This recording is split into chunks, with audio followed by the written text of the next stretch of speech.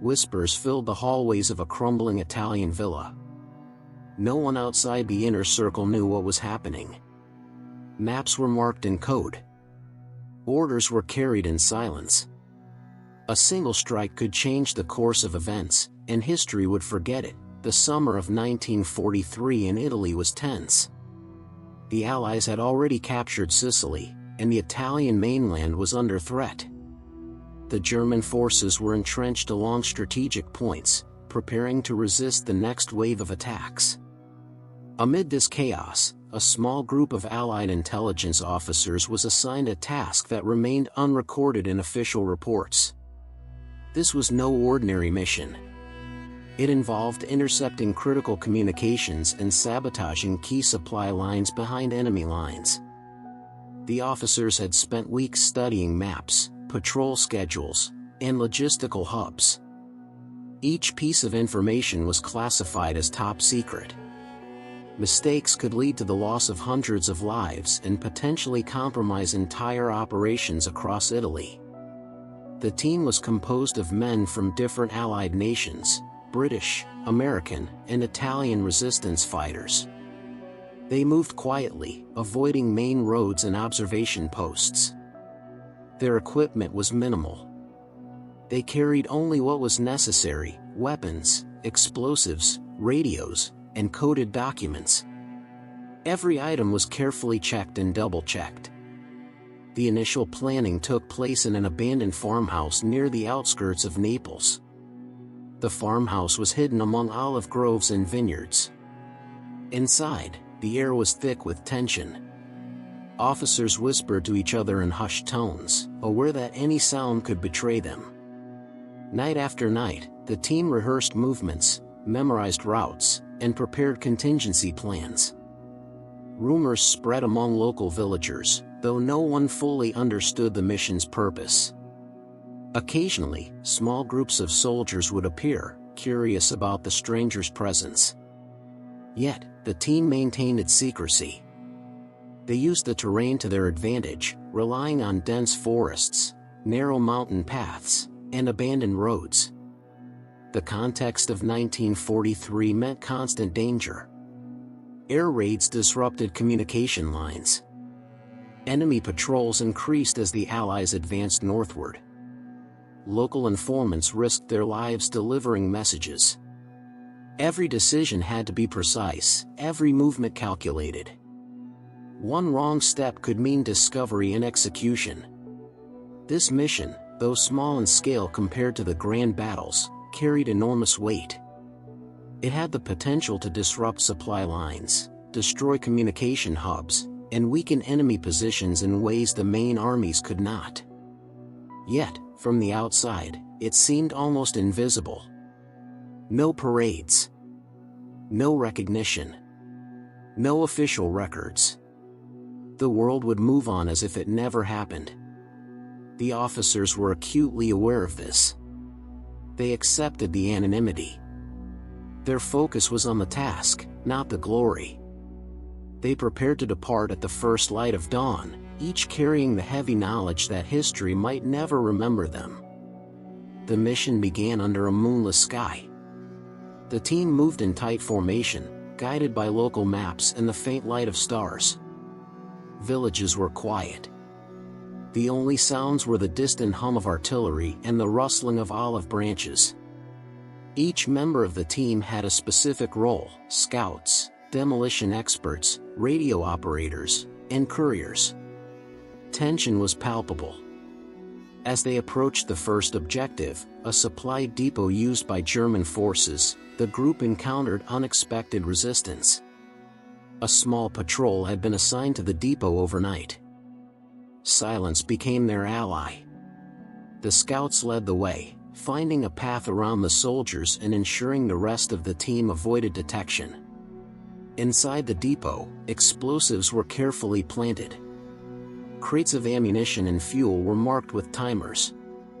Every action required precision. Even minor errors could create catastrophic consequences.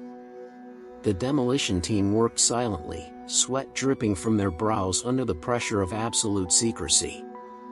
Meanwhile, the radio operator transmitted coded messages back to Allied command, confirming their progress without revealing details that could be intercepted. Each signal had to be perfectly timed. Any deviation could alert enemy forces to their presence. Complications arose as German reinforcements began moving toward the depot. The team had anticipated possible patrols, but not the sudden arrival of a small mechanized unit.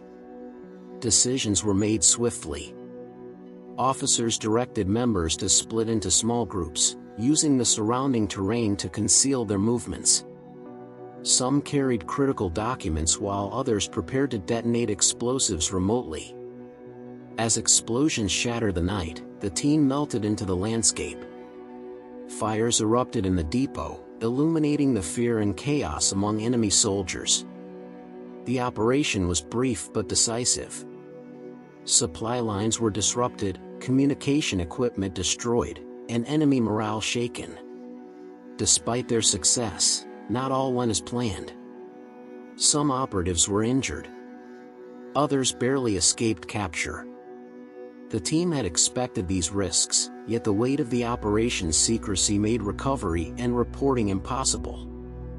They had to disappear into the countryside, leaving behind any evidence of their involvement. By dawn, the mission was complete. Enemy forces were confused and demoralized, but no one could trace the destruction back to this small, anonymous team. Their actions would ripple through subsequent Allied operations, subtly influencing the larger war effort. Yet, in official records, the mission did not exist. It was as if it had been erased.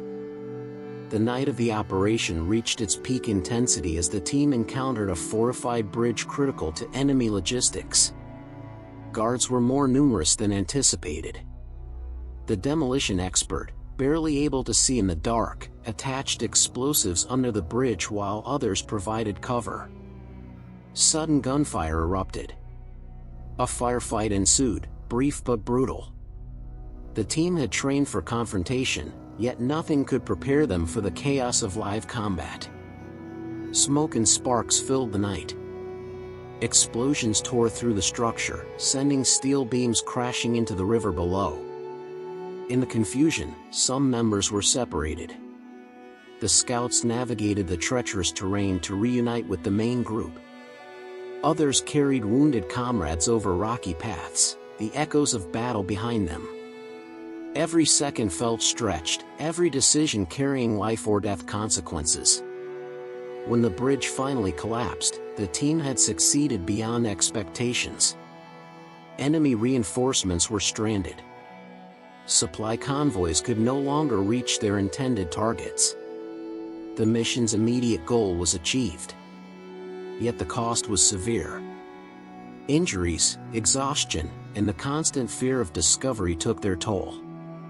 They knew that even if they survived, the world outside this operation would never know of their efforts. Allies who might have celebrated their bravery would remain unaware. The mission existed only in the memory of those who had taken part. As dawn approached, the team retreated into the hills. Smoke from burning depots and destroyed infrastructure faded into the morning light. Silence returned, but the impact of the night lingered invisibly. The mission had shifted the balance of local operations, yet its traces were ephemeral, unrecorded, and quickly forgotten. They vanished into the countryside. The olive groves swallowed their footprints. The mountains hid their tracks. No one saw them leave. No one would ever know. Villages returned to quiet. The streets were empty in the morning. Fires smoldered in the distance, but they faded quickly. Smoke mixed with mist. The air smelled of ash and wet earth. Birds cautiously returned. Farmers tended to fields as if nothing had happened. The mission was gone from sight. Records never mentioned their names. Reports listed no victories here. No medals were awarded. Official histories skipped this night entirely. It was as if the mission had never occurred. The officers and resistance fighters became ghosts in the documents. Only shadows remembered them. The injured recovered in hidden huts. Some never spoke again. They carried the weight of the night silently. They did not boast. They did not complain. They moved quietly, leaving behind villages, allies, and even memories. Their actions were their own secret. Roads were empty. Crates of destroyed supplies lay in silent heaps. The bridge that had fallen was a gap in the landscape. German forces repaired what they could, unaware who had done it. Time healed scars slowly. Nature reclaimed the battlefield. Grass grew through rubble. Dust settled over broken wood and metal. Silence became the companion of the survivors. Nights were long and empty. No one came to commemorate. No one left flowers. No one told stories.